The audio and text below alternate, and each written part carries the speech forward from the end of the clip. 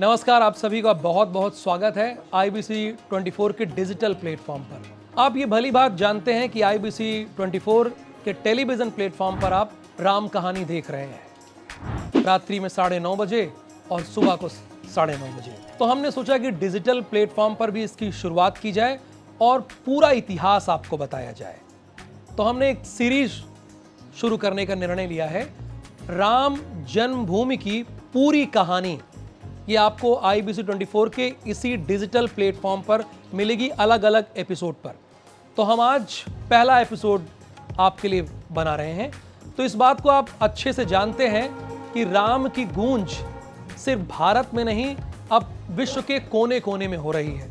इसका जीता जागता प्रमाण भी है कि जिस दिन प्राण प्रतिष्ठा की जाएगी यानी 22 जनवरी 2024 को उसका लाइव प्रसारण न्यूयॉर्क में टाइम स्क्वायर है, वहां पर किया जाएगा और इसके साथ पूरा विश्व देखेगा।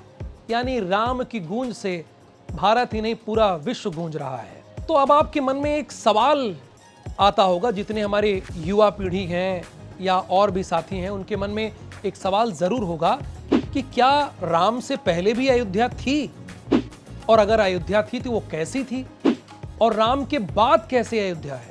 आज की अयोध्या तो आप देख ही रहे हैं, प्राण प्रतिष्ठा होने जा रही है। इसके पहले का क्या इतिहास है, तो हम अलग अलग एपिसोड में आपको पूरी कहानी बताएंगे। तो हमने रेफरेंस क्या लिया है वो भी आपको बता देते हैं। हमने वेद का सहारा लिया है, हमने उपनिषद का सहारा लिया है और वाल्मीकि रामायण का सहारा लिया है, और इसको जानने और समझने के बाद आपके सामने हम प्रस्तुत कर रहे हैं। तो सबसे पहले वेदों की तरफ ही हम बढ़ते हैं। तो ऋग्वेद में आपको बता दें कि 9वें, 10वें और 64वें श्लोक में इस बात का जिक्र है कि सरयू नदी यानी सरयू नदी का जिक्र है, और श्लोक में सिंधु सरस्वती के साथ सरयू नदी को बताया गया है। और इसको तो आप जानते ही हैं कि सरयू नदी के किनारे ही अयोध्या बसी है, यानी ऋग्वेद काल से इसका जिक्र है। अब दूसरे वेद की ओर बढ़ते हैं, अथर्ववेद। अथर्ववेद में संपन्न अयोध्या की पूरी कहानी बताई गई है। संपन्न अयोध्या की, यानी वहां तो सरयू नदी का, ऋग्वेद में सरयू नदी का जिक्र था, लेकिन अथर्ववेद में अगर देखा जाए तो यहां संपन्न अयोध्या की कहानी पता चलती है। एक श्लोक है जो कि अथर्ववेद का ही है, अष्टाचक्रा नवा द्वारा देवनम पुरयोध्या तस्यम हिरण्य कोशा स्वर्गो ज्योतिषा वृत्ता। ये अथर्ववेद का एक श्लोक है। यानी इससे ये प्रतीत होता है कि अयोध्या ना सिर्फ थी बल्कि संपन्न अयोध्या की पूरी कहानी पता चलती है। तो ऋग्वेद और अथर्ववेद से आपको ये पता चला है।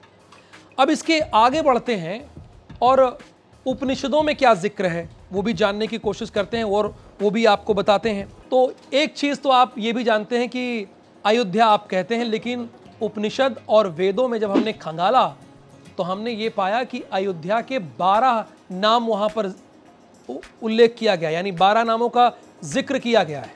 आप तो अयोध्या जानते हैं, लेकिन अयोध्या हमारे पुराणों में, हमारे वेदों में 12 नामों से जानी जाती थी। अब वो 12 नाम कौन कौन से हैं मैं आपको एक बार बताता हूँ, ये जानना बहुत ज़रूरी है आप सभी के लिए। तो अयोध्या तो एक हो गई, कोई डाउट नहीं, आप जान ही रहे हैं, क्लियर है ये। अब इसके अलावा 11 और कौन कौन से नाम हैं, किस नाम से हमारे वेद पुराणों में जानती है, एक नज़र उस पर डाल लेते हैं। तो अयोध्या तो है ही है, आनंदिनी, सत्या, सत, साकेत, साकेत नाम का भी जिक्र है, कौशल, विमला, अपराजिता, अपराजिता बहुत लोगों का नाम भी होता है, अयोध्या का नाम है, ब्रह्मपुरी, प्रमोदवन, सांतानिकलोका और दिव्यलोका। ये वो 12 नाम हैं जो हमारे उपनिषद और हमारे पुराणों में इनका जिक्र मिलता है। यानी अयोध्या वेदों और उपनिषदों के जरिए 12 नामों से जानी जाती है। अच्छा, जब हमने थोड़ी और रिसर्च की तो हमें ये पता चला कि अयोध्या वेद और पुराण के हिसाब से 12 योजन लंबी थी, 12 योजन, और इसके साथ 3 योजन चौड़ी थी। अर्थात अगर आज के गणित से निकालें तो अयोध्या उस समय 5200 किलोमीटर वर्ग के दायरे में फैली हुई थी। और आज का इतिहास क्या बताता है, आज की क्या स्थिति है? आज की स्थिति ये है की 120 किलोमीटर वर्ग में फैली हुई है। यानी स्वाभाविक सी बात है, अगर इसको देखें, गणित से निकालें, तो आज की अयोध्या से उस वक्त की अयोध्या 44 गुना बड़ी थी। और सोचिए कितने सालों तक हम 2.77 एकड़ के लिए लड़ते झगड़ते रहे। आज से 44 गुना ज्यादा बड़ी अयोध्या थी, साम्राज्य था, लेकिन हम महज 2.77 एकड़ के लिए लड़ाई लड़ते रहे। ये हकीकत है। ये बाकायदा जो मैंने आपको बताया है, वाल्मीकि रामायण में इसका जिक्र है। बाल कांड है, उसके पंचम सर्ग के 23 श्लोक में, यानी 23वें श्लोक में इसका जिक्र है। मैं बाकायदा आपको प्रमाण के साथ ये बता रहा हूं, जिससे आपको भी पता होना चाहिए।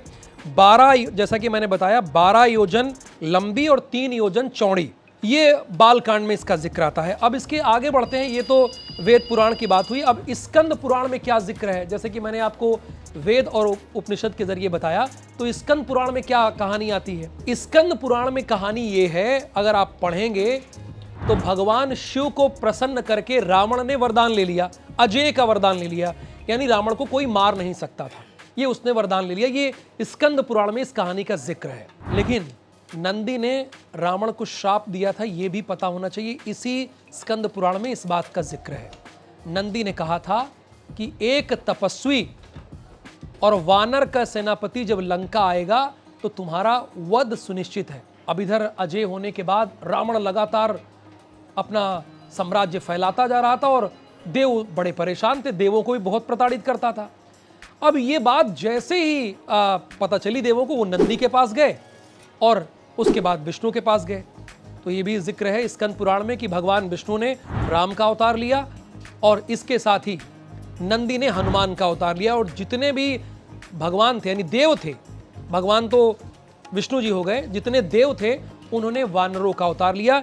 ये स्कंद पुराण में इस बात का जिक्र है। पुराणों के मुताबिक एक चीज आपको और जानना चाहिए, पुराणों के मुताबिक राजा राम 64वें राजा थे, अयोध्या के 64वें राजा थे। लेकिन एक आपके मन में ये सवाल होता होगा कि अब तक कितने राजा अयोध्या में रहे हैं। तो 93 राजा महाभारत काल के पहले रहे हैं और महाभारत काल के बाद 30 राजा रहे हैं। तो अगर इनकी संख्या टोटल ओवरऑल मिला ली जाए तो ये 123 हो जाती है। यानी 123 राजाओं का जिक्र है। वंशावली में बाकायदा इस बात को बताया गया है, इस बात को उल्लेखित किया गया है। तो कुल हो गए 123 राजाओं का जिक्र है, और दशरथ हुए 63वें राजा और राजा राम हो गए हमारे 64वें राजा। तो ये पहला एपिसोड था जिसके बारे में हमने बताया कि अयोध्या का साम्राज्य क्या था, प्रभु श्री राम के पहले अयोध्या कैसी थी और प्रभु श्री राम के बाद की अयोध्या कैसी होगी, ये आपको बताएंगे। यानी जो दूसरा एपिसोड होगा उसमें रामराज के बाद अयोध्या के मंदिर की तोड़ने की कहानी, क्या उसका उल्लेख था, किसने मंदिरों को किसने सजाया संवारा, किसने बढ़ाया और क्या हुआ, ये आपको दूसरे एपिसोड में बनाएंगे। बस आपको करना ये है कि हमारे साथ जुड़े रहना है और राम जन्मभूमि की पूरी कहानी हमारे साथ आपको देखना है।